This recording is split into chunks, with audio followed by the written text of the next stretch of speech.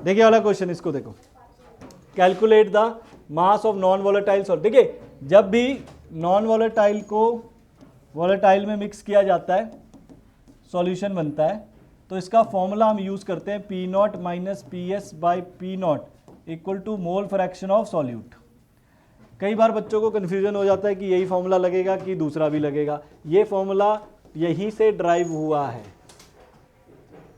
यहीं से ड्राइव हुआ है। ये सॉल्वेंट होता है, सॉल्वेंट, सॉल्वेंट, और ये भी सॉल्वेंट होता है। यही फॉर्मूला यहीं से ड्राइव हुआ है, तो कहीं से कन्फ्यूजन ना हो कि ये सर अलग अलग फॉर्मूले हैं, ये सेम ही फॉर्मूले हैं, राइट।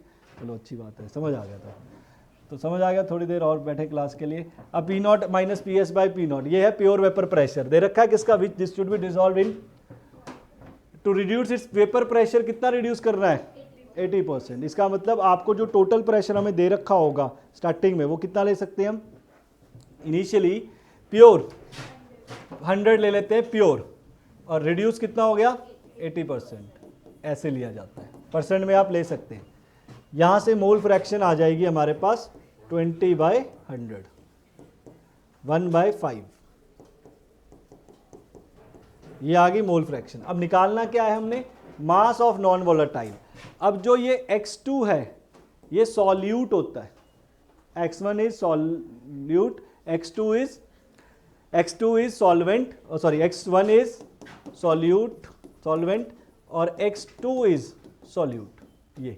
ये मोल फ्रैक्शन हमेशा याद रखना सॉल्यूट की होती है यहाँ पे। तो यहाँ पे आएगा N2/N1 प्लस N2, तो ये 1/5 है।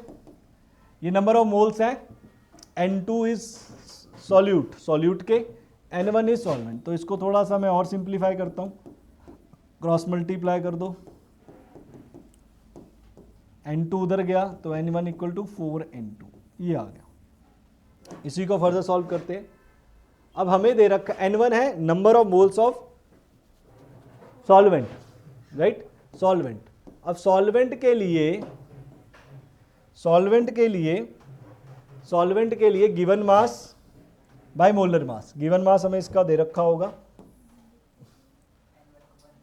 Which should be dissolve in octane 114 ग्राम दे रखा है हमें, ओके। और इसका हमें दे रखा है नॉन वॉलेटाइल का मास 40 ग्राम, और किसके अंदर डिसॉल्व करना है, ऑक्टेन। ऑक्टेन मेरा यहाँ पे सॉल्वेंट है, ये मेरा सॉल्वेंट है, ये मुझे नहीं पता क्या है। Octane is basically C8H18, right. तो N1 हो गया गिवन मास और डिवाइड बाय मोलर मास 4।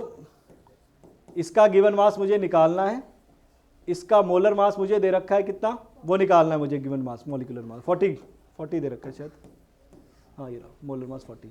और ऑक्टेन का भी गिवन मास दे रखा है 114, इसका मोलर मास आपको निकालना पड़ेगा 12 × 8 + 18, 96 + 18,